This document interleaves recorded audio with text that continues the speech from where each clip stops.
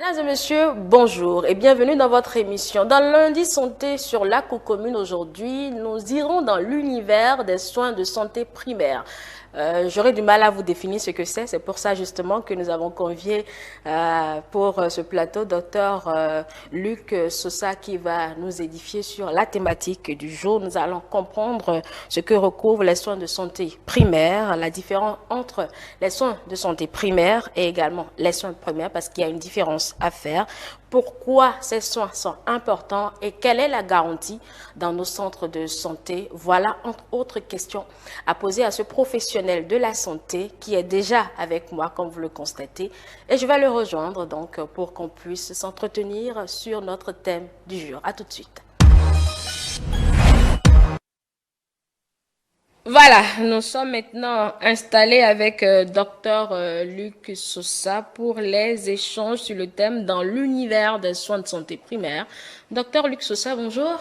Bonjour, madame la journaliste et bonjour, chers téléspectateurs. Vous allez bien? Ça va super et chez vous? Je vais aussi super bien. Donc, cela étant, docteur, présentez-vous. J'ai juste dit que vous êtes médecin, mais je ne sais pas s'il y a autre chose à savoir. Et je suis médecin d'emblée généraliste, mais je suis en spécialisation. Bon, ça viendra avec le temps. Nous allons parler des soins de santé primaire parce que nous en entendons parler, mais nous ne savons pas concrètement ce que ce vocable-là recouvre concrètement. Donc, on va chercher à comprendre déjà ce que recouvre les soins de santé primaire pour démarrer. Oui, pour commencer, on peut déjà dire que les soins de santé primaire, il faut commencer d'abord par la définition. Hein. C'est parti de quelque part. Nous allons dire à partir de 1978, dans l'une des conférences où il y avait plus de 160 pays réunis, il y avait la conférence qui a décidé, ça s'est tenu à Alma-Ata, qui est une conférence qui a pris en compte les soins de santé primaire. Donc, et l'objectif global de tous les détails qu'ils ont pu tenir de ces échanges, c'est meilleure santé pour tous. Et l'objectif était fixé pour 2000. C'est-à-dire l'année 2000. Aujourd'hui, on est en 2023. Ça fait 23 ans après. C'est très bien votre émission pour voir est-ce que durant tout ce temps, quelque chose a échangé ou pas. Mais pourquoi, en fait, vous avez dit que recouvre les soins de santé primaires, ça prend en compte les soins essentiels, tout ce qui est, on peut dire dans le jargon, tout ce qui est petit bobo, tout ce qui ne nécessite pas un grand hôpital, qui nécessite les hôpitaux communaux, on va dire les hôpitaux communaux, les hôpitaux régionaux, et puis ce qui est des cliniques qui sont nos proches, en fait, ceux qui sont proches de nous. Donc ça recouvre tout ce qui est question de santé de premier contact. Voilà, donc c'est la base de la pyramide sanitaire. Vous savez, il y a une pyramide sanitaire qui prend en compte les grands hôpitaux comme le CNHU qui est notre sommet.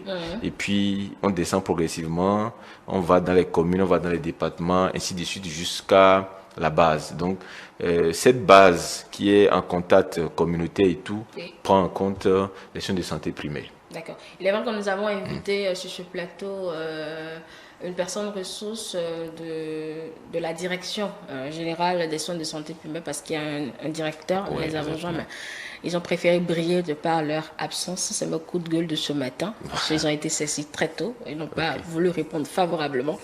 Donc, on va essayer de comprendre parce qu'on doit avoir une idée sur l'accessibilité de ces soins de santé primaire dans nos hôpitaux. C'est d'ailleurs pour cela qu'ils ont été invités, mais on n'a pas eu un retour favorable. Même sans retour, ils ont préféré garder le silence. Voilà, donc on n'a pas eu un retour favorable. Alors, docteur, cela dit, est-ce que ces soins sont dans tout type d'hôpitaux ou bien on les retrouve uniquement dans le service public? Dans tous les services, hein, que ce soit public et privé, on peut les retrouver parce que ça part déjà de type d'objectifs fixés par l'État déjà, d'ouverture des cliniques, d'ouverture des centres publics et tout. Donc, on les retrouve partout et disponibles à toutes les personnes qui en veulent, qui sont dans le besoin. D'accord. Donc, elle est disponible partout. Alors, soins de santé primaire et soins primaires, quelle différence faites-vous? Parce que de nos recherches, il paraît qu'il y a une différence. Il y a une petite différence. Les soins de santé primaire englobe, si on peut dire, dans la globalité, les soins primaires. Les soins primaires, je les ai déjà cités, ça, on peut les citer brièvement encore. La vaccination, par exemple, ça fait partie des soins primaires. Le fait des planifications familiales, le fait de suivre, par exemple, une petite maladie qui est endémique. S'il y a une zone qui est ciblée, par exemple, par rapport au choléra, par rapport au paludisme grave, ces soins de santé primaires sont des soins qui sont au premier contact, comme je l'ai dit tantôt. Donc, les soins de santé primaires, en global, prennent en compte beaucoup plus de critères qu'on va voir durant l'émission. Vous allez voir des objectifs qui sont fixés, les objectifs à atteindre, ce qu'il faut faire. Alors que les soins primaires ne sont que des détails qu'il faut citer, comme je viens de le dire, prendre en charge, par exemple, une femme qui veut faire une planification familiale. Il n'a pas besoin de quitter le Nord pour venir, par exemple, au CNH avant de faire sa planification familiale. Vous êtes d'accord avec moi? Ou une enfant qui doit faire, par exemple, une circoncision. Et ce sont des soins primaires, des soins de base, les soins qui sont dans le quotidien, pas encore dans les spécialités. Ce qui n'est pas encore rentré dans les spécialités sont des soins primaires.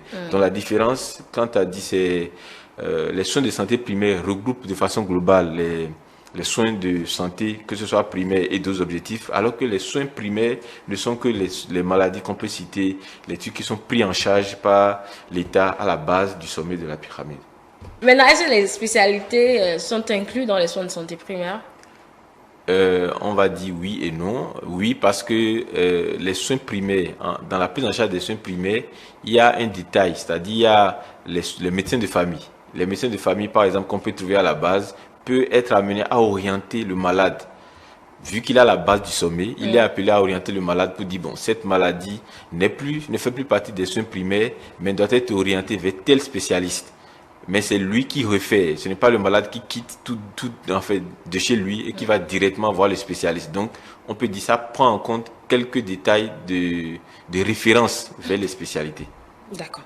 Alors, parlons maintenant de l'importance de ces soins de santé primaire, docteur. Quels sont-ils? L'importance sont d'emblée majeure. Même ce que vous faites déjà comme émission est déjà un départ pour les soins de santé primaires.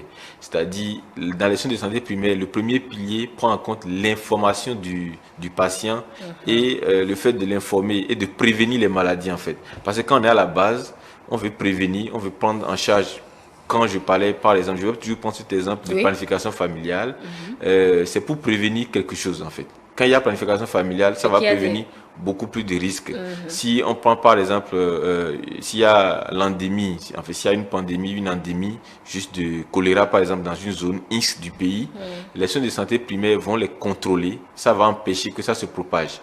Donc l'importance d'abord des soins de santé primaires, c'est pour prévenir les maladies beaucoup plus graves, pour contenir certaines maladies endémiques, pour éviter que les patients souffrent, en fait, que les hôpitaux qui sont au sommet, par exemple, au lieu d'amener le paludisme simple au CNHU, quitter par exemple Gogounou et venir au CNHU pour traiter un paludisme simple, ce serait préférable de traiter le paludisme simple à ce niveau et éviter que ça s'aggrave. Parce que toute maladie, que ce soit simple ou pas, est sensible ou probable de s'aggraver. Donc il faut les prendre en compte dès la base et éviter qu'on arrive à des aggravations peut-être qui seront forfaitaires. Parce qu'il y a certaines pathologies, si vous avez ça maintenant et en moins d'une semaine on ne trouve pas une orientation adaptée, vous risquez d'aggraver cette maladie et ce ne serait plus possible même si vous arrivez au sommet de la pyramide. Donc l'important c'est de pouvoir prévenir, traiter certaines maladies, éviter d'encombrer ou bien d'engorger ces grands hôpitaux du pays et prévenir à la base certaines pathologies et permettre aussi un accès avec un coût facile. Vous êtes d'accord avec moi, quand quelqu'un est à un endroit X du pays, on lui dit d'aller au CNHU, il se dit par exemple que c'est le sommet de la pyramide, il va dépenser plus, alors qu'à la base, il peut dépenser peut-être moins. Donc, c'est quelque sorte d'importance de ces soins de santé primaire. Comment sont-ils organisés alors? Vous avez parlé de base, sommet. Oui, donc il y a forcément une organisation précise. Je pense qu'il faut le dire de façon honnête. Les patients ne peuvent pas se rendre compte, sauf s'ils rentrent dans un service Et c'est en fonction de la pathologie que le médecin qui est là les organise, parce que lui, il a l'organigramme. C'est les médecins qui ont l'organigramme. Ils savent que ça peut être référé à tel endroit, ça peut être référé à tel endroit. Ça doit quitter, par exemple, la commune pour le département. Ça doit quitter le département pour venir, par exemple, au centre hospitalo-universitaire quelconque. Donc, toutes les pathologies qu'on peut avoir, tout ce qu'on peut dire, parce qu'il y a d'abord ce que l'État fait actuellement, qu'on appelle les relais communautaires. Les relais communautaires, c'est des personnes qui sont dans chaque zone, dans chaque village aujourd'hui au Bénin, qui ciblent des familles, qui les maîtrisent. À défaut au Bénin d'avoir des médecins de famille, ils sont là pour cibler les pathologies probables dans tel type de famille et organiser ces pathologies et voir comment il faut les référer et tout. Donc eux, ils ont déjà la base qui est le centre de santé d'un arrondissement. Ils vont le référer dans ce centre de santé. Et ce centre de santé va voir est-ce que c'est une pathologie à être référée dans le centre communal ou dans le centre départemental ou directement. Et puis, on ne réfère pas d'un centre d'arrondissement pour aller peut-être dans un centre, dans un centre hospitalier universitaire. Il faut passer par des échelons. Et ces échelons-là sont maîtrisés uniquement que par des personnels de santé. Donc, je peux dire, pour tout type de pathologie, il faut que le patient se rende directement dans un centre le plus proche et de ce centre, le personnel de santé peut être organisé et ou appelé à le réorienter vers des centres de référence adéquats. Donc, on peut dire la base déjà, c'est ce qui est proche de chez nous, même les cliniques qu'on a, les cabinets médicaux qu'on a, même les centres de soins infirmiers qu'on a, et ainsi de suite. On quitte ce centre, on va maintenant au niveau d'arrondissement, après au niveau communal en fonction de la pathologie. Ce qui reste clair, ce qui peut être contenu dans un centre d'arrondissement est toujours contenu à ce lieu. Ce qui ne peut pas être géré est toujours référé. Et au fur et à mesure qu'on évolue, je vais vous donner quelques exemples, par exemple, de pathologies simples qui ne peuvent pas être traitées, par exemple, à la base, qui doivent être immédiatement référées et le personnel de santé le sait. D'accord, mais généralement, nous patients ne le savons pas parce que c'est l'hôpital qui nous semble accessible et qualifié selon notre mode, selon également l'accueil que nous préférons. En général, par exemple, moi, je quitte Fidjouressé ici pour aller à Korego me faire soigner alors qu'il y a tout plein d'hôpitaux ici dans la zone. Peut-être que je ne maîtrise pas, mais peut-être ma satisfaction est de l'autre côté de l'hôpital public parce que j'aime bien l'accueil et également le traitement qui est fait de l'autre côté là-bas. Voilà, je suis d'accord. Donc, du coup, on ne va pas forcément respecter au fait c'est que cette organisation-là, en réalité. Mais c'est pas imposé. C'est pas imposé parce que vous imaginez, ceux qui sont à Cotonou, comme nous, ici, on a un petit souci, c'est-à-dire on a plein de cliniques, on a des centres de santé, même des centres de santé d'arrondissement ici ne sont plus vraiment considérés comme il faut. Donc on est déjà au sommet, on est déjà dans la ville ou dans les zones où il y a déjà le sommet de la pyramide. C'est difficile pour nous de pouvoir respecter ces consignes.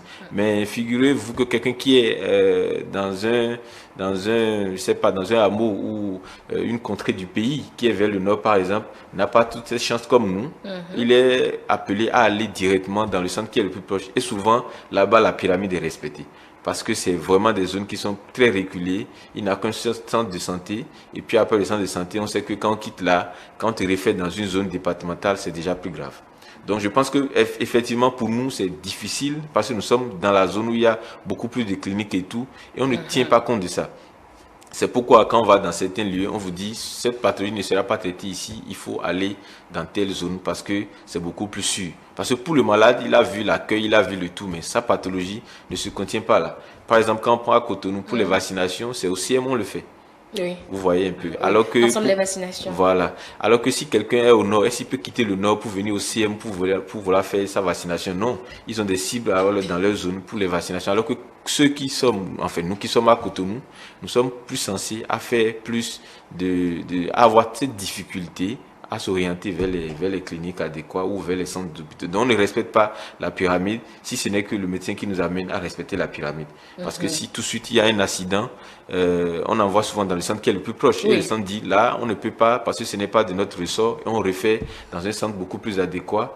Et la plupart, il y a beaucoup de centres qui sont adéquats, mais souvent on les refait au CNHU parce qu'on est dans la zone où la pyramide, le sommet de cette pyramide est est ici. Donc, je rappelle la pyramide, hein, on quitte le centre de santé communal ou d'arrondissement, on vient au niveau départemental, on quitte le département, on va maintenant au niveau des centres hospitaliers universitaires, et puis de centres de santé universitaires, on peut référer maintenant au niveau du CNHU, par exemple, qui est le sommet de la pyramide. Pour le moment, en attendant celui de Dabo Calami, qui évolue à grands pas d'ailleurs. Oui. Et cela nous tarde d'ailleurs de voir un peu comment cela va marcher. Alors, il y a quelque chose qu'on ne comprend pas beaucoup. Vous avez essayé d'expliquer, mais vous n'êtes pas allé au fond, en profondeur, justement. Quand on réfère un malade à un hôpital, en raison de l'urgence, cet hôpital préfère ne pas traiter, estimant que... Est-ce que c'est le mal les dépasse, ou bien c'est parce qu'ils n'ont pas les outils adéquats ou ne veulent pas de prendre de risques? Voilà. Il y a deux types, enfin il y a deux choses déjà, vous avez déjà cité, hein. Ils ne veulent pas prendre de risques, parce que c'est pénal, hein, le risque est pénal.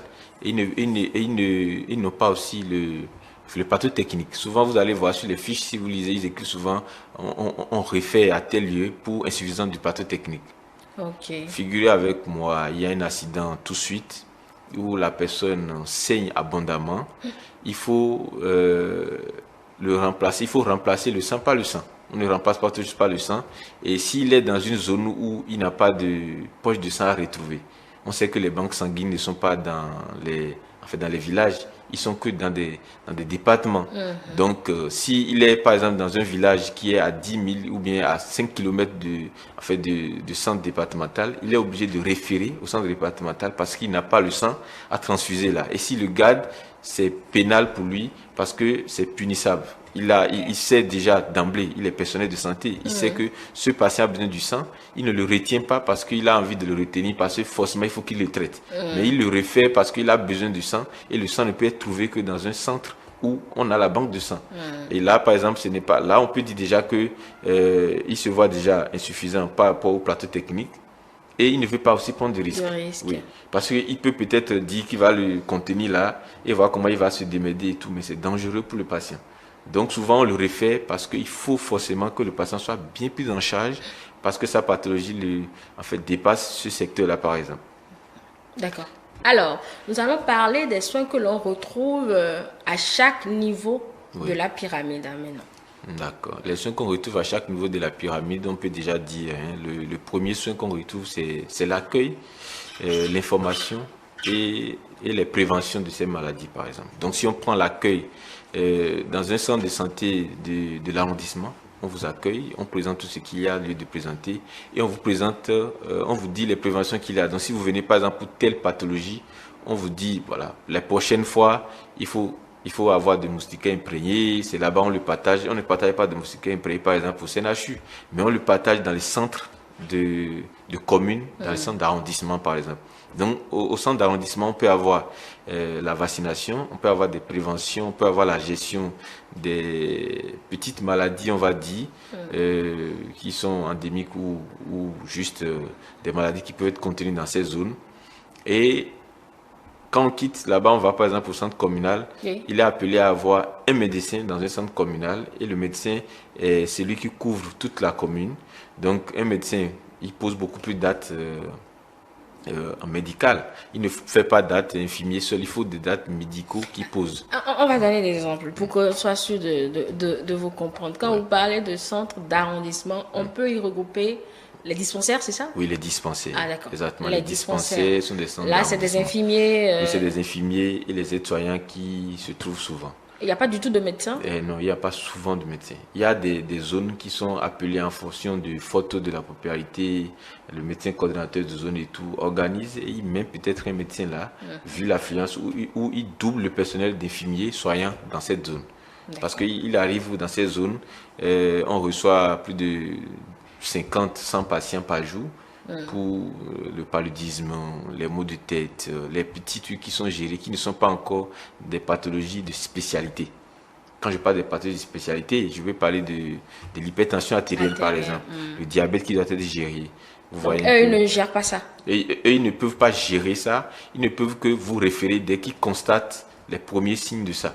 Par exemple, si quelqu'un vient pour un diabète, ils vont si ce n'est pas déjà la phase aiguë, ils vont le réorienter pour dire là, il faut aller dans notre commune. Le médecin communal va voir. Et le médecin communal, en fonction de ses compétences et des examens qu'il fera, il pourra maintenant organiser une référence encore pour ce patient pour aller voir un spécialiste. Et figurez-vous que dans des centres de communes où il y a le médecin, il y a souvent, quelquefois, quelques spécialités. Vous pouvez voir dans le centre communal de Zé, par exemple, ou bien d'Alada, par exemple, vous pouvez voir un médecin qui vient faire des honoraires pour la diabétologie, pour peut-être la cardiologie. Et là, on lui donne un rendez-vous parce qu'il n'est pas en phase aiguë. Mais si c'est en phase aiguë, où il a déjà fait une décompensation, je veux dire, si celui qui est en diabète a déjà fait une décompensation où il est en coma, ou tout ça, là, on ne peut plus lui donner rendez-vous. On le refait directement. On le refait directement parce qu'il ne peut pas le gérer. On le refait directement dans un centre où il sera bien pris en charge. Okay. Voilà. Donc, quand on quitte ce centre communal, on va dans le centre départemental. Je veux toujours rester dans le centre, le premier, au niveau des dispensaires, là, pour poser d'autres questions. Oui.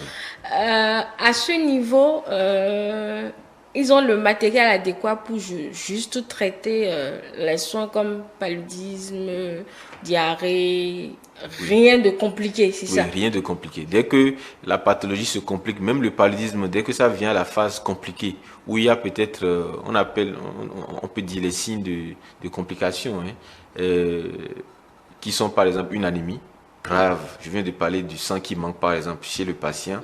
Ils seront obligés de le référer. Et souvent quand on dit ça au patient, il se demande est-ce qu'on ne peut pas le gérer ici et tout. Et c'est comme ça, il commence par contourner la pyramide pour se créer des ennuis. Alors que là, le médecin ou l'infirmier qui est au niveau du dispensaire a vu que là, parce qu'au niveau du dispensaire, ils ont souvent des petits labos qui font au moins des bilans clés. Il peut faire une goutte épaisse qui permet de voir si vous avez un taux de paludisme. Il peut faire une TDR rapide pour voir. Il peut faire une glycémie pour voir que votre taux de sucre est très élevé. Donc, quand c'est très élevé comme ça, il ne peut que référer vers le diabétologue et écrit que voilà, on a fait telle chose, on a vu ça. Et ils ne regardent pas seulement, ils voient en fonction du bilan, ils font certains bilans clés et ils réfèrent le patient en même temps en fonction de l'état du patient. Donc, quand on prend le paludisme au niveau du dispensaire, ils ont les médicaments pour traiter le paludisme dotés par l'État. Ils ont des médicaments pour gérer une diarrhée qui n'est pas encore à sa phase grave. Ils ont les médicaments pour gérer, par exemple, le choléra pendant un temps. Et s'ils voient que c'est une endémie, ils peuvent le déclarer. Parce que là-bas, ils ont des fiches de déclaration pour déclarer les pathologies.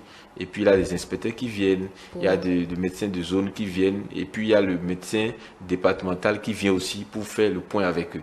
Donc, ils ont tout ce qu'il faut pour prendre en charge le strict minimum sans se compliquer la vie. Alors, moi j'ai constaté qu'il y a souvent des différences au niveau de l'enseigne de ces hôpitaux. On parle de centre de santé, hôpital, centre universitaire, dispensaire. Que comprendre de tout cela? Oui, il faut comprendre que c'est comme ce qu'on vient de dire, c'est en fonction de ce qu'ils peuvent gérer, du paquet qu'ils ont à gérer en matière de pathologie. Quand nous prenons par exemple les dispensaires, ils ne peuvent pas dépasser. Maintenant, quand on prend par exemple l'hôpital, quand on prend le centre hospitalier universitaire, ça veut dire qu'il y a les hospitalo-universitaires. Les hospitalo-universitaires, ce sont des médecins spécialistes qui sont à la fois à l'hôpital et dans les universités qui enseignent, et c'est là où vous allez trouver des médecins en spécialisation, vous allez trouver des étudiants en médecine, vous allez trouver des grands professeurs qui y exercent, parce que ce sont les lieux où on peut faire les soins des patients et faire aussi des études approfondies pour d'autres pathologies, faire des études et faire des publications. C'est pourquoi ils sont hospitaliers universitaires. Et c'est en fonction de ce que regorgent les patients, des pathologies qui reçoivent souvent des médecins qui y sont et de l'affluence de la zone, qu'on agrandisse et on dit que cet hôpital est déclaré centre hospitalier universitaire. Et on envoie maintenant les hospitaliers universitaires dans ce lieu. Est-ce que vous voyez un peu? Donc, quand on prend par exemple pour les départements, c'est en fonction du jumelage des départements qu'on les appelle aussi centre CHD, on va dire pas CHD, centre départemental de telle zone. Donc ça prend, vous comprenez avec moi, sur l'échiquier de décentralisation, ça prend déjà les départements en fait. Ça prend peut-être un département complet ou deux départements. D'accord. Voilà. Ok. Donc, Maintenant, on a 77 communes, par exemple. oui. On a 77 CHD. hôpitaux communal. Et on a 12 départements. On a quand même au moins 12 centres, en fait, CHD. Sans compter ceux qui recoupent 2 départements, comme vous l'avez dit. Voilà, c'est que deux départements, comme on le disait. Voilà, on va maintenant aborder les soins qui se retrouvent dans les centres, vous avez dit, arrondissements, Oui. communes et puis départements. Voilà. On a abordé pour les arrondissements. Oui, on va par exemple au niveau en fait, de la La commune. commune. Oui, de la commune, comme je l'ai dit tantôt, il y a le médecin qui est là, le médecin communal, souvent qui est là, qui est présent, qui est enfin à faire des réunions aussi et tout, qui est avec des infirmiers, qui est avec des aides. Et là, c'est un peu plus approfondi. Dans ce centre, on peut avoir, comme j'ai dit, un lieu où on prend en charge, par exemple, une pathologie spécifique. Vous pouvez avoir un diabétologue dans ce lieu qui vient faire des honoraires. Vous pouvez avoir un lieu où on traite certaines pathologies, comme j'ai dit, les endémies, la tuberculose, le VIH-Sida, par exemple, et tout. Des pathologies qui sont un peu chroniques, mais qui sont déjà d'emblée connues et enregistrées sur l'échiquier national. Ils les prennent en charge. Et là, au niveau en fait, de ces communes, ils peuvent prendre aussi en charge des pathologies un peu plus graves. Vu qu'il y a le médecin là, qui est d'emblée médical, donc ils font plus acte médical en fait, qu'uniquement infirmier. Mais tout à l'heure, on a vu au niveau du dispensaire, c'est juste infirmier. Infirmier, oui. Voilà, l'autre, il prend infirmier et médical. médical. Donc, et c'est un seul médecin. Donc, figurez, bon, en fait, souffrez qu'il n'y ait pas assez de pathologies qui traitent. Parce qu'il est médecin généraliste, donc il va gérer tout ce qui est en fait, de façon générale.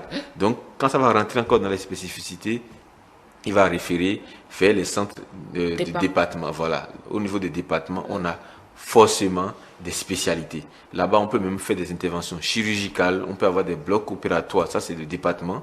Vous voyez un peu, l'échiquier monte un peu. Là, maintenant, il y a des blocs opératoires au niveau des départements. Après ces blocs opératoires, il peut y avoir déjà aussi des centres où on peut avoir une grande urgence, où on gère des pathologies beaucoup plus disciplinées. Il peut y avoir des centres d'imagerie où on peut faire l'échographie, où on peut faire le scanner et la radio. Les images radiologiques, on peut les produire là. Vous voyez, donc là, les bilans aussi qu'on ne peut pas trouver au niveau communal sont retrouvés à ces lieux, par exemple. Pas à tous.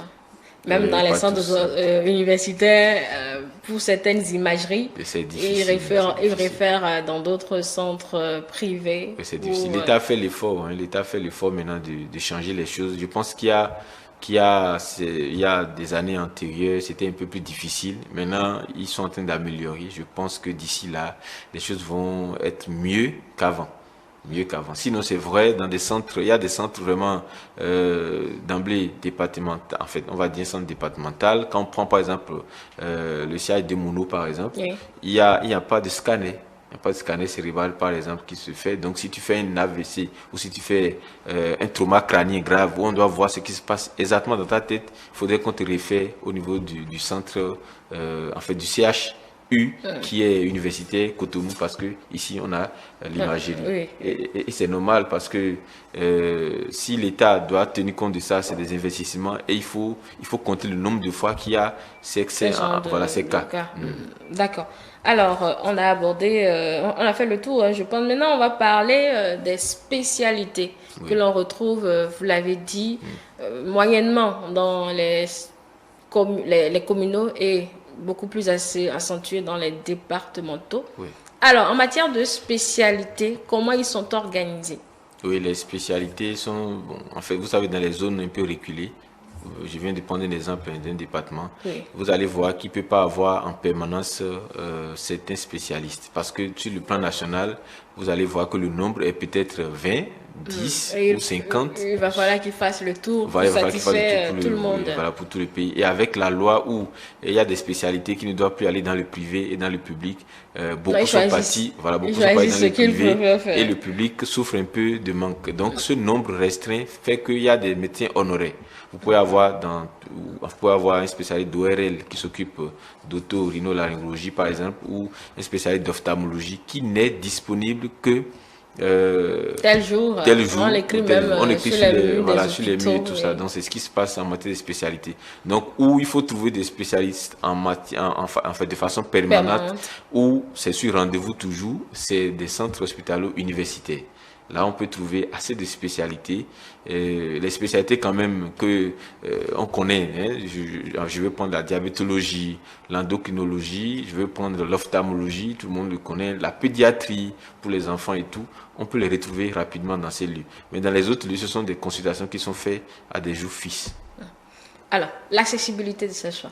L'accessibilité, voilà, dans les soins de santé primaires, il y a des volets qu'on n'a pas encore touchés. Je vais me permettre de le faire en même temps. C'est l'échiquier prend en compte beaucoup de détails. Il faut d'abord l'état du patient, c'est-à-dire la communauté doit participer. Et dans ce qu'ils ont dit au niveau de Altama, ils ont parlé d'accessibilité, du coût. Ça doit être moins cher, ça doit être accessible. Et pour que les patients puissent, pour que les populations puissent adhérer facilement. Et ça doit prendre en compte les considérations communautaires et religieuses de ces zones. D'accord. Vous savez, nous avons, on va pas parler de la santé sans parler de ces praticiens qui jouent aussi un rôle et qui essayent parfois de contrôler ou de contourner la pyramide sanitaire. Donc, il faut souvent associer ces personnes en fait au niveau des soins de santé primaire pour pouvoir gérer, pour les montrer que telle pathologie, ce n'est pas gérable par vous. Si vous avez ça, il y a même des églises qui le font. Il y a des églises même qui s'érigent en matière de médecine. Des églises qui ont des centres? Oui, non pas des églises qui ont des centres communautaires, des églises même qui se basent uniquement sur des prières. Parce que j'ai dit, il faut prendre en compte les considérations religieuses de ces personnes-là. Voilà. Si c'est une zone où les gens croient beaucoup plus à une pathologie qui est gérée uniquement que par les tradipraticiens, il faut aller peut-être tester, ça c'est l'État, hein, il faut aller tester pour voir est-ce que ça marche pour ce produit, pour les montrer que ce truc peut marcher, mais il faut toujours passer, parce que les soins de santé primaire, on a dit la base, il y a la base, il y a toutes ces personnes, il y a les pasteurs, il y a les religieux, il y a les tradipraticiens qui doivent être pris en compte. Et aussi, l'État doit disposer des lieux. Parce que les soins de santé primaire, on a dit, il faut la prévention. Et qui dit prévention dit prévenir la maladie. Et qui veut prévenir, par exemple, certaines pathologies, on peut parler du sport. Et le sport ne peut être pratiqué dans sa chambre, il faut le pratiquer sur des lieux où il y a les terrains, les jeux d'air, les terrains, je ne sais pas trop, les jeux d'air ou les airs libres où les gens peuvent marcher, faire du sport par exemple. Oui, des espaces aménagés pour le sport, faciliter le sport. Donc tous ces trucs prennent en compte les soins de santé primaire. Et ça, dans la conférence, ils ont parlé de tout ça. Et quand vous parlez du coût, c'est vraiment important, c'est dans les soins de santé primaire. Si le coût n'est pas accessible pour un patient, je pense qu'à la base, il ne pourra pas y accéder. C'est pourquoi dans les dispensaires, vous allez voir des médicaments qui sont moins chers, qui permettent aux patients de pouvoir y accéder. Et comme on le dit tout à l'heure, quand on prend par exemple les soins de santé primaire, on considère déjà que l'accessibilité, d'abord le coût, et disponibilité des médicaments essentiels. Et les médicaments essentiels, on prend en compte par exemple, les médicaments de palu sont des médicaments essentiels. Les médicaments le paracétamol sont des médicaments essentiels. Donc on ne doit pas aller dans un dispensaire et ne pas trouver ces médicaments essentiels. Donc quand on prend tout ce paquet, on peut dire déjà que l'accessibilité au Bénin, il faudrait avoir les patients sur le plateau. Mais pour ce qu'on en sait... On va les écouter tout à l'heure. On va en écouter quelques-uns tout à l'heure. Voilà, quand on voit les patients... ce qu'on a dû, quand on prescrit et tout, on voit que vraiment les patients souffrent énormément. L'accessibilité, ce n'est pas encore ça. Oui, et je pense vous aussi, petit palu, vous listez beaucoup de choses. Non, on ne liste pas beaucoup de choses. Tout comme si, vous attendez la maladie. Oui, parce que souvent les gens ne viennent pas quand la maladie commence. Les gens viennent quand la maladie les abat. Ils commencent par prendre des médicaments, pas se torturer avant d'arriver. Donc, quand c'est dans ce cas, il faut gérer et les symptômes et la maladie que tu as déjà causée. Et puis, quand on prend le CSU, couverture sanitaire universelle, que l'État est en train de faire, ça fait partie des soins de santé primaires qui doit aider la population. Parce que je peux vous assurer, j'ai un patron qui le dit toujours, il n'y a jamais quelqu'un qui se couche chez lui avec 200 000 cash ou 50 000 cash dans la poche, tous les jours. C'est pas possible. Dans la poche? Oui. Bon. Il peut avoir sur téléphone et tout. Dans son téléphone. Mais vous imaginez, si tu fais un coma, tu ne peux pas débloquer ton téléphone. Est-ce que tu peux trouver les 50 000 que tu as? Même si tu as 1 milliard dans le compte, tu ne peux rien avoir. Donc, il faut qu'on arrive à avoir les CSU. Ce que l'État est en train de créer, ça permet à la patiente ou au patient de venir avec une carte qui lui permet quand même d'avoir les soins primaires. Parce que les CSU souvent prennent en charge les soins primaires. Ça ne prend pas en compte les soins spécialisés, tous les soins spécialisés.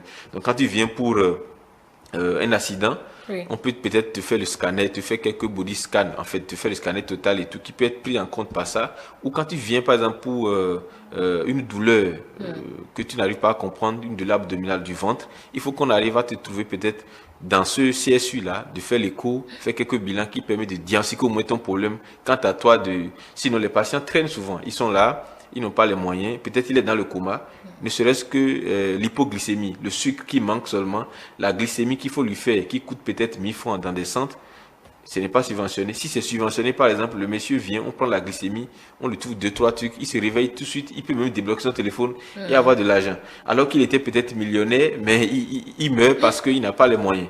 Vous voyez un peu. Donc, il faut vraiment que les soins de santé primaire prennent en compte l'accessibilité. Et ces accessibilités doivent passer par les CSU. Vivement que l'État finisse de régler ce problème pour qu'on puisse tous, parce que nul n'est à l'abri. Oui, déjà, on peut se réjouir de cette initiative et également celle de l'assurance maladie, Oui. pour une meilleure couverture sanitaire, surtout pour les couches défavorisées et autres. Ça pourrait au moins garantir un panier de soins plus ou moins important quand même hein, pour ces premiers soins-là. Mais en matière de santé, on est tous défavorisés. Bon. Oui, parce que Et ça, ça dépend du mal qui vous a voilà, qui vous ça abat. dépend, oui. En fonction de tes moyens, si tu as le mal qui te dépasse, je pense que tu deviens déjà personne vulnérable et tu ne peux pas avoir, tu deviens déjà plus pauvre dans ce cas. Donc c'est vraiment pas, en matière de santé, on ne prévoit pas, on ne peut que prévenir et ça ne prévient pas. Donc il faut vraiment que les soins de santé primaires soient intégrés de la base en prenant en compte les CSU, les couvertures sanitaires universelles. D'accord. Très important. On a parlé du coût, donc en matière d'accessibilité, le coût, vous avez dit que dans les C'est abordable, oui. Oui, dans les dispensaires, c'est beaucoup plus abordable, c'est vrai. On dit quand c'est trop moins cher, on doit s'inquiéter. Oui, c'est vrai. Mais quand c'est trop moins cher, vous savez, toujours, mon patron le dit, il n'y a pas de gratuité. Quand vous avez reçu une gratuité quelque part, sachez que quelqu'un l'a payé. Subventionné. Voilà, quelqu'un l'a payé. Donc Donc c'est pas si moins cher, c'est que ça a été subventionné. Exactement, il y a l'État qui a pris en charge, en fait, qui a pris certains détails dedans pour permettre aux patients ou à la population de pouvoir y accéder facilement. Oui. D'accord. Alors, nous allons écouter cette fois-ci quelques patients que nous avons interrogés sur l'accessibilité et l'accueil également dans les centres de santé. On va les écouter, ils vont réagir et puis on reviendra pour la suite. Par rapport aux hôpitaux, je félicite beaucoup le président. Il a beaucoup fait pour ça. Avant, tu amenais les gens à l'hôpital, on va te laisser. C'est les feuilletons qui les intéressent. Et ils font de n'importe quoi. Jusqu'à aujourd'hui, ils ne prennent pas les gens, comment dire, ils ne prennent pas soin des gens comme ça. Ils insultent les gens alors que normalement l'hôpital, la personne est malade, elle est venue. Vous avez le devoir de lui donner la morale pour qu'il y ait un peu, et comment dire, pour que son mal soit un peu apaisé. Je félicite beaucoup l'État béninois. L'État a donné les soins. Pourquoi il y a les centres sociaux qui sont là? J'ai vu dans cet hôpital, il y a des gens qui n'ont pas pu payer l'argent et on les a laissés là. Et ils dorment à l'air libre avec des bébés. Vraiment, c'est déplorable. Alors que l'État, moi, quand j'ai accouché ma première fille, là, j'ai eu problème des moyens. Mais j'ai passé par le centre social. Mais vraiment, ils m'ont fait, ce qu'ils m'ont fait vraiment, bon, je suis obligé, j'ai fait des engagements et après j'ai payé. Il ne faut pas le social. Là, ils disent que les gens, ils ont l'argent. S'ils sont là, leurs parents vont venir, alors que vous ne savez pas comment les gens sont en train de manger. J'étais là, il y a une dame qui a été opérée, que son enfant est décédé. Qu'est-ce qu'il a fait? Il les a bien regardés, il est parti. Elle est partie comme ça. Alors que la plaie est là, elle doit faire truc là. Manque de moyens, elle est partie comme ça. Elle n'arrive même pas à manger parce que ma femme et elle sont dans les mêmes salles. Tout ce qu'ils utilisent, je vois qu'actuellement, ça va aujourd'hui plus qu'avant. Avant, les soins ne sont pas efficaces. Et ça fait que quand un patient arrive et on ne lui soigne pas rapidement, il peut mourir comme ça. Mais aujourd'hui, il y a 2 semaines, lorsque je suis allé, ce que j'ai vu, c'était magnifique et vraiment ça. Et je suis vraiment heureux de voir ça. Ça me fait tellement plaisir. C'est déjà une bonne idée de sa part Parce que vous voyez aujourd'hui, surtout en Afrique, il y a assez de familles qui ne sont pas riches. Et une personne peut tomber malade et les parents n'ont pas les moyens pour qu'on le guérisse. Vraiment, franchement parlant, il y a, bon, je ne cite aucun hôpital, mais il y a des hôpitaux publics, vraiment, c'est pas la joie. C'est pas la joie. Peut-être dans les hôpitaux de référence, la chose peut marcher. Mais si on prend, à vrai dire, les hôpitaux d'arrondissement ou bien les hôpitaux communaux, vraiment, il y a des méli-mélos. C'est que ça reste encore à désirer. Ça reste beaucoup à faire dans ce ordre-là. Oui, si c'est effectif, c'est une bonne initiative. Et c'est d'ailleurs ce que nous souhaitons pour le bonheur de notre population. J'ai bien dit si c'est effectif, parce que le gouvernement, dans ses actions, peut initier ça. Mais lorsque ça va venir à la base, c'est qu'il y a des gens qui sont habilités à faire quoi? À rendre ces soins, les soins que le gouvernement a décrétés de façon gratuite là. Il y a des gens qui sont habilités à faire quoi? C'est à mettre ça à la disposition de la population. Mais quand eux, ils détournent ça, vous voyez qu'il y a un problème. Donc, si on peut amener la chose comme cela se doit et aller, la chose va aller dans le sens du gouvernement, ce que le gouvernement désire, quoi. Si ça peut être effectif, donc c'est déjà une bonne initiative et c'est ce que nous souhaitons.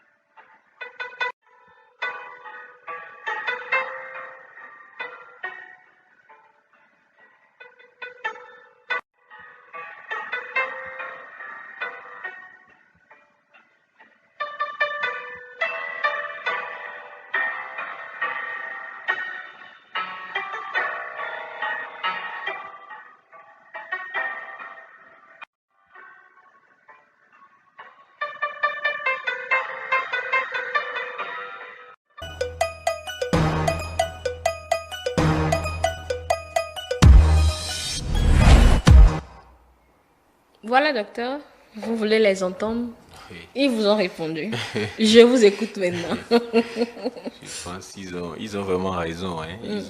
Ils ont raison parce que c'est un peu difficile de pouvoir faire deux choses à la fois. Je veux dire, ceux qui sont en train de se plaindre par rapport au personnel, on ne peut pas changer le comportement de quelqu'un du jour au lendemain.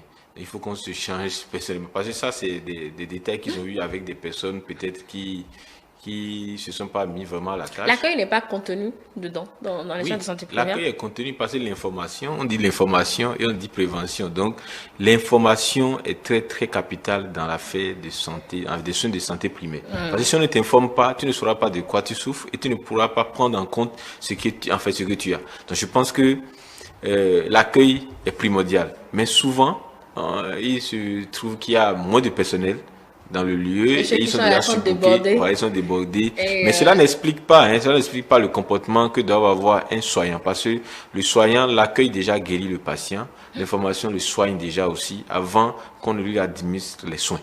Donc je pense que c'est des détails qui ne doivent pas compter, mais qui doivent être pris en compte aussi si on veut vraiment mieux faire, c'est de soigner l'accueil des patients, parce que celui qui souffre n'a plus toutes ses facultés en place, il peut dire des trucs, il peut regretter et tout, mais toi quand même le soignant qui a tes facultés en place, tu dois prendre en compte tout ça pour le gérer et tout, et puis se calmer, parce que on prend sur nous beaucoup de choses, mais ce n'est pas parce qu'on est surbooké, fatigué, qu'on peut déjà déverser cela sur les patients.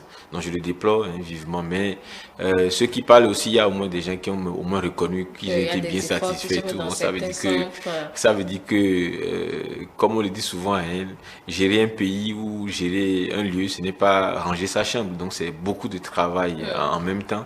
Et je pense que là, il y a d'autres personnes qui peuvent reconnaître déjà l'effort qui se fournit, pas d'autres personnels et pas l'État aussi.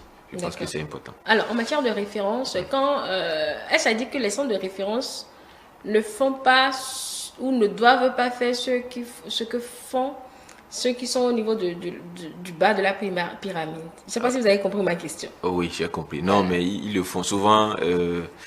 On n'est pas d'accord, mais on le fait. Parce que... Non, vous n'avez pas... Si vous êtes au CH, vous n'allez pas prendre un paludisme. Mais imaginez, vous êtes... par vous exemple, êtes médecin, non, docteur? Oui, on prend en charge le paludisme. Pourquoi vous ne voulez pas prendre le paludisme? Tu viens par exemple au CNHU pour le paludisme. On se dit c'est un truc que tu peux gérer à la clinique parce qu'on a beaucoup plus de cas consistants. Si on n'a pas les moyens de clinique. Oui, on a beaucoup de cas consistants qu'il faut prendre en compte. Alors que tu viens pour juste un paludisme, qu'on sait que bon, en 2-3 temps, tu as déjà fini de se traiter. Alors que tu viens directement au CNHU, on a d'autres cas plus costauds. Vous savez que c'est frustrant ce que vous dites là. Non, Moi, on m'a fait ça un jour, je ne veux pas nommer le centre. J'étais à 40 degrés de fièvre. On m'a dit qu'en week-end, on ne gère que les urgences dans un hôpital public. Non, mais ça, par contre, c'est grave. Qu'en week-end, on n'a même pas... On m'a reçu, on m'a dit, j'ai quoi? Il dit, j'ai un paludisme que je fais 40 degrés. On ne gère que le... Public, on m'a dit, qu'en week-end, on ne gère que les urgences, d'aller dans les centres de santé. Non, là, ce que je disais, par exemple, c'est... Ça se dit mentalement et ça ne s'exprime pas.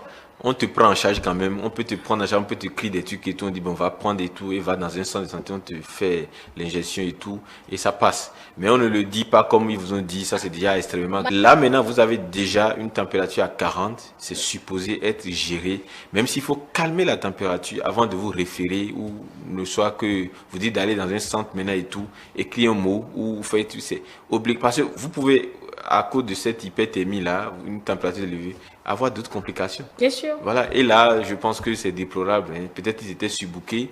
Je ne justifie pas, mais rien ne doit justifier cela. C'est pas bien. Je pense qu'il faut directement prendre au moins, écouter la patiente. Il faut toujours écouter. En fait, dans notre métier, il faut toujours écouter. Et c'est connu. Il faut écouter. Et après d'avoir écouté, tu peux maintenant agir. Donc je pense que c'est déjà exagéré de vous dire, voilà, on ne gère que les urgences. Non, c'est pas possible. Il faut gérer aussi. Comme c'est un simple palu, ils ne veulent pas gérer palu, ils veulent gérer fracture crânienne. Non, ils peuvent le gérer. Je sais pas moi. Bon, c'est pas une tribune de coup de gueule non plus. C'est juste une parenthèse, comme vous le disiez, que vous n'aimez pas prendre en charge Oui, parce que ça ce peut que les tuer un peu. cliniques auraient pu faire, mais c'est le patient qui choisit. Voilà, mais quand le patient est déjà là, on le fait quand même. On le fait. Le patient est déjà là, on ne peut plus dire il faut te retourner et tout. On le gère, mais ce n'est pas comme si on le gère parce qu'on a voulu, mais on le gère parce que le patient est déjà là et c'est notre travail, il faut le satisfaire. C'est tout. Mais on souhaiterait que le patient comprenne que pour telle chose, il faut passer dans tel lieu et puis être pris en charge correctement. C'est tout.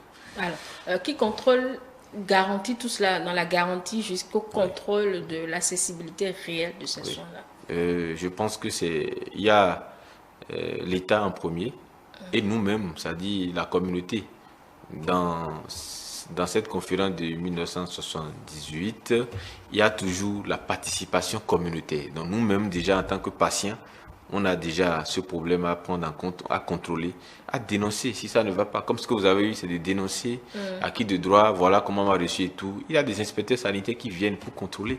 Et après ça, il y a aussi les patients même qui doivent aussi aider ces lieux-là.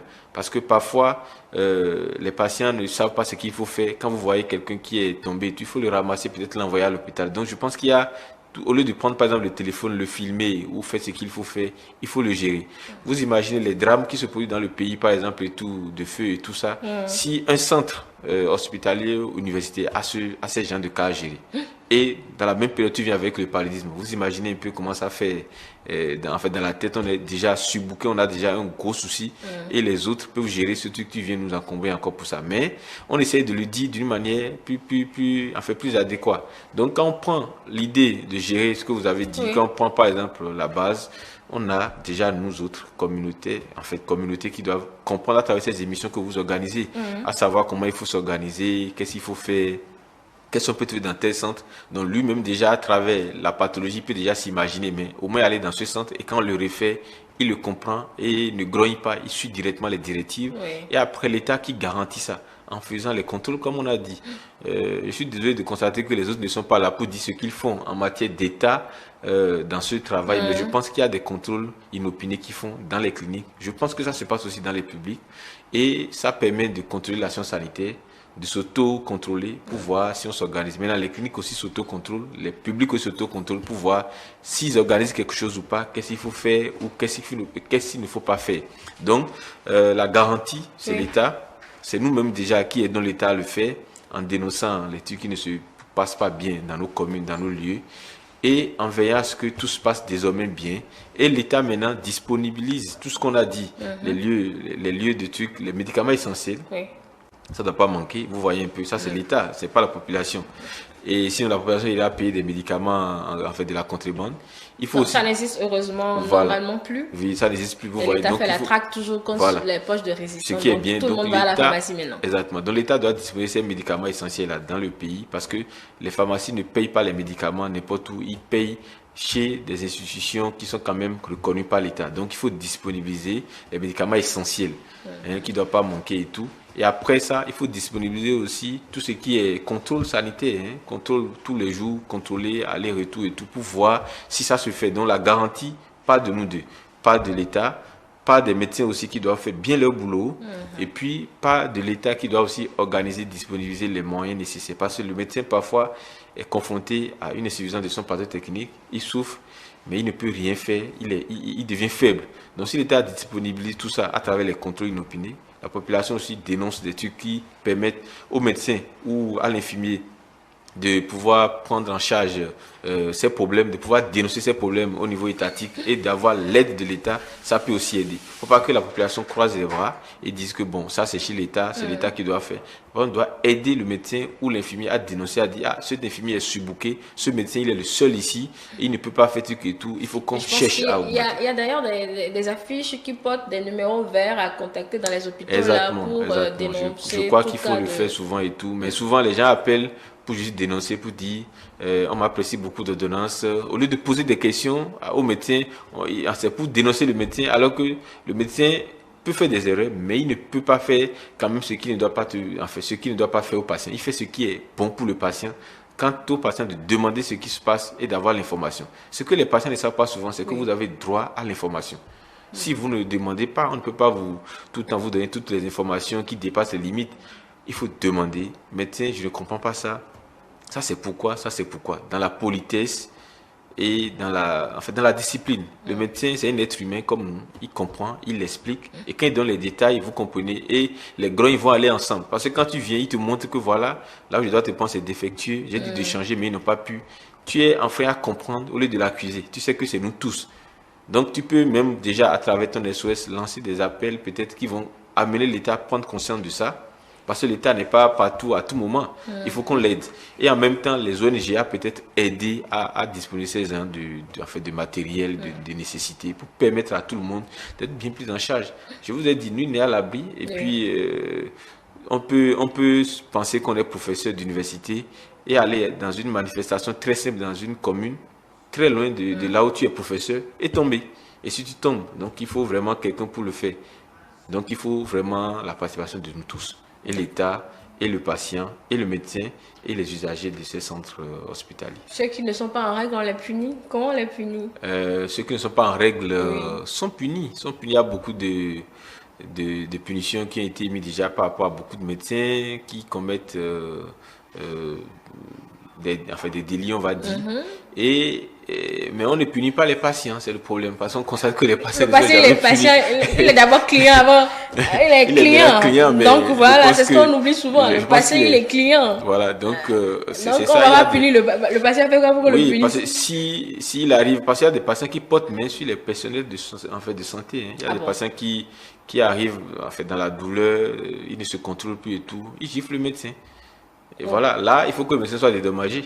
Ou il parle mal au médecin, il faut que le médecin soit... Parce que ça, c'est des agressions verbales qui doivent être prises en charge aussi après. Parce que le médecin, oui, qui doivent être prouvées, il faut prouver. C'est toujours prouvé, mais on se dit toujours, non, il faut laisser tomber et tout. Alors que le médecin, pour lui, quand c'est prouvé, c'est tout le monde qui part au verdict, on dit, voilà, il faut lui jeter la pierre et tout ça. Alors que le médecin n'est que votre frère, n'est que votre famille aussi, et ne fait que ce qu'il peut, et il ne peut pas dépasser les limites. Parce que quand il est épuisé, il va mal faire son travail. Donc, il y a aussi tout ça. On a fait le tour. Je pense que nous allons essayer de proposer aux téléspectateurs quelques sorties du ministre de la Santé sur ce qu'il a dit sur la pyramide sanitaire et le plateau technique, un peu pour pallier à cette absence de la Direction générale des soins de santé primaires. À tout de suite. Alors. Le secteur de la santé au Bénin est composé de l'ensemble des organisations, institutions, ressources et actions dont l'objectif principal est de garantir à tous une bonne santé pour la promotion du bien-être des populations selon le cycle de vie. L'offre des soins de santé est assurée par les structures publiques et privées. Le secteur de la santé est organisé sous la forme d'une pyramide composée de 3 niveaux, le niveau périphérique, le niveau intermédiaire et le niveau central. Nous sommes en train de réorganiser globalement le système de référence pour que le niveau de référence soit respecté. Quand je souffre de paludisme, ce n'est pas à l'hôpital que je vais partir. J'irai au centre de santé voir le médecin qui est là-bas, qui va me traiter mon paludisme simple, et puis je suis guéri. Et donc, il faudra veiller désormais que le système de référence soit bien respecté, d'abord, première chose. Et deuxième chose, n'iront au siège de référence que les pathologies qui nécessitent effectivement ce plateau technique de pointe. Le Bénin est l'un des pays qui a la meilleure couverture en infrastructure sanitaire. Nous avons maillé le territoire à plus de 97%. Après, c'est la qualité des services au niveau de ces infrastructures. Il y a la qualité des services sur laquelle nous travaillons. C'est pour ça que c'est fondamental que le dispositif que nous sommes en train de mettre en place, que nous avons mis en place avec les réformes, avec l'autorité de régulation, avec les conseils, avec les agences, avec les hôpitaux, les zones sanitaires, tout cela contribue forcément à assurer la qualité des soins. Nous travaillons d'arrache-pied chaque jour, au quotidien, pour que cela soit. Et nous travaillons également pour que les ressources humaines prennent conscience de ce défi d'offrir des soins de qualité aux populations. C'est fondamental. L'organisation de la pyramide sanitaire vise à assurer la promotion de la santé, assurer une égalité d'accès aux services de santé à tous, notamment par la création des services de santé dans les zones particulièrement éloignées et les zones à forte concentration, assurer l'accessibilité aux soins de santé et garantir la qualité des services de santé.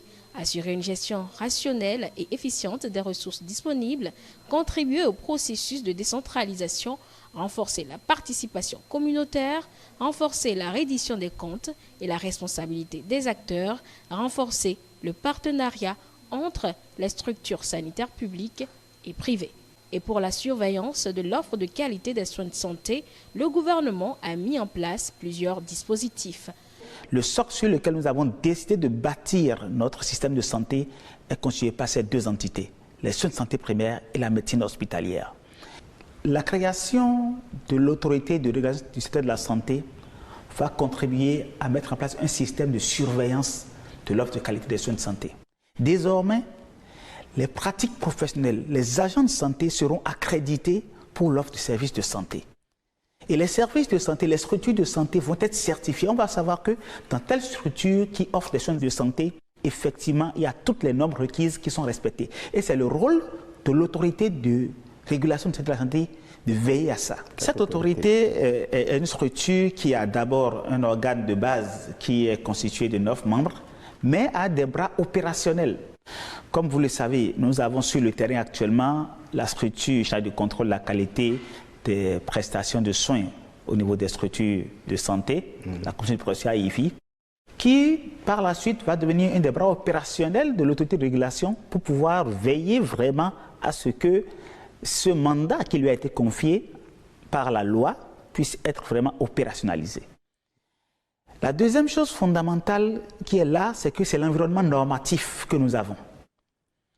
Nous avons aujourd'hui fait le constat que les documents normatifs, les politiques, les stratégies, les normes qui régissent l'offre des soins ne sont pas vraiment ce que cela doit être. C'est ça qui justifie d'ailleurs la création des 2 conseils.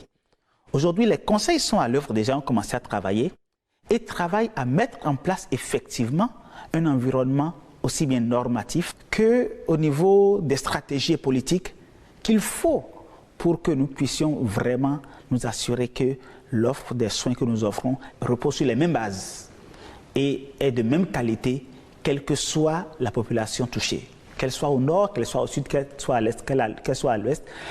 Les documents qui sont élaborés aujourd'hui par les conseils, qui également s'assurent de leur mise en œuvre, de leur application effective, parce que si vous le savez très bien, dans ce pays, on a eu à élaborer plein de documents normatifs qui n'ont jamais été mis en œuvre, qui ont dormi dans des placards. Aujourd'hui, les conseils ont à charge non seulement de les élaborer, mais également d'assurer sur le terrain le suivi de leur mise en œuvre.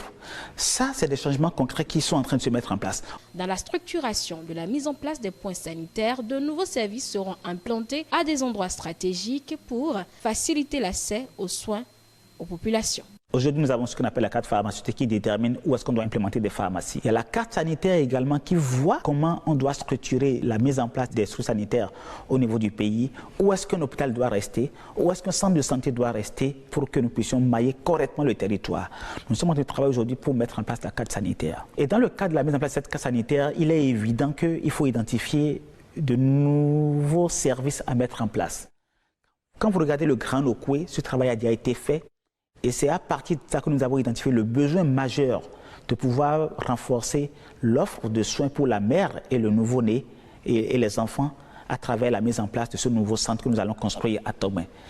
Le CHUMEL qui existait ne disparaîtra pas, va continuer d'offrir ses services habituels et puis d'autres encore, mais le niveau de développement le plus pointu en matière de néonatologie, en matière de prise en charge des enfants de moins de 5 ans sera offert à Tobin désormais.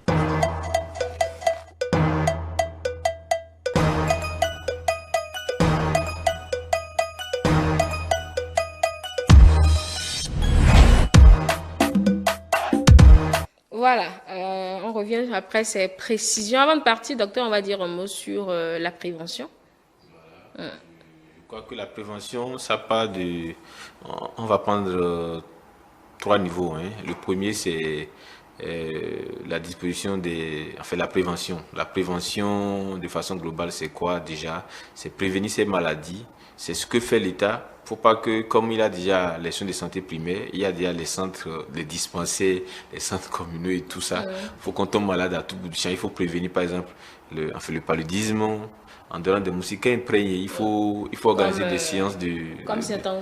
Voilà, il faut organiser des séances...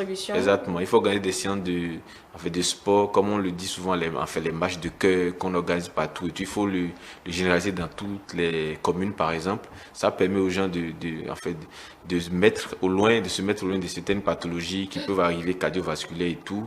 Les tasses, par exemple, sur certaines on va dire, certains produits. Le sucre, par exemple, qui est connu pour créer du diabète, on peut créer certains tas sur ça. Les produits qui sont cancérigènes, même la cigarette, on peut créer des tasses sur l'importation et tout. Ce qui se fait dans d'autres pays, hein, pour les soins de santé primaires, ils préviennent beaucoup plus les maladies en créant des tasses, en limitant tout ce qui peut amener le patient à être exposé. J'ai vu l'État béninois faire récemment des trucs sur les produits cosmétiques, la dépigmentation, parce que quand on se dépigmente, ça va dans tous les sens, hein, ça va de chez dermato pour aller déjà dans les insuffisances Renault, oui, et ça va dans les zones Renault parce que c'est lié, hein, il y a beaucoup de liens entre la dépigmentation et les reins, tout ce qui produit les trucs et tout. Donc, tout ce cycle peut être réglé. Vous avez, ils ont déjà réglé le problème comme ça en mettant les articles ou les lois pour cadrer la vente de ces produits. Donc, quand il n'y a plus de dépigmentation, ça peut peut-être en quelque sorte réduire ces pathologies qui sont liées à la dépigmentation. Quand ils vont faire des tasses sur des cigarettes, ça va réduire.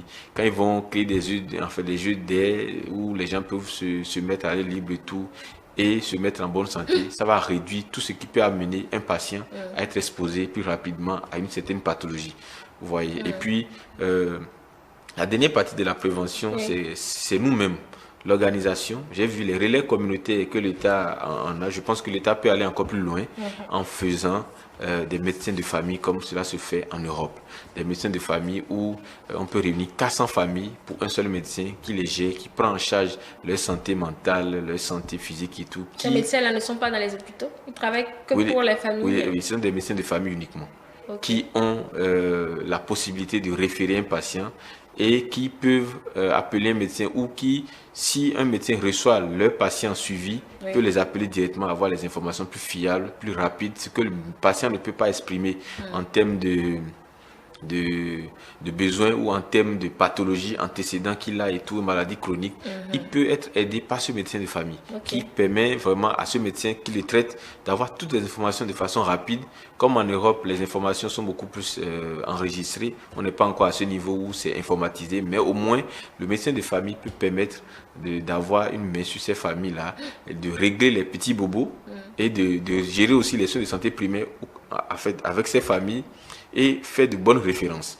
Donc ça aussi, c'est la dernière partie de la référence. Je pense que l'État doit y penser. Ailleurs ou en Europe, beaucoup plus, ça se fait. Et des médecins sont confiés à des familles de 400 ou 500 personnes où ils prennent leurs nouvelles tous les jours. Ils savent déjà telle dans telle famille souffre de ça. Et c'est ce que fait l'État aussi ici déjà, à travers les relais communautaires que j'ai vus dans des zones reculées du pays où ils ont la référence facile, ils connaissent déjà dans telle famille le nombre d'enfants qu'ils ont, s'ils sont drépanocytaires, s'ils sont souvent asthmatiques, les pathologies, ça permet de prévenir et de prendre en charge certaines choses plus rapidement. Ce sont les trois piliers et je pense que ces trois piliers dépendent essentiellement aussi de l'État et de la volonté de la population aussi. Parce que si l'État met une loi, il faut qu'on s'habitue à respecter. Il ne faut pas qu'on va à l'encontre de la loi, pensant qu'on fait du mal à l'État, mais c'est à nous-mêmes. Parce que la santé, ça se prévient et le traitement est souvent difficile. Voilà. Merci beaucoup, docteur Luc Sosa, médecin généraliste. Mesdames et messieurs, c'est sur ces précisions que nous allons boucler pour aujourd'hui.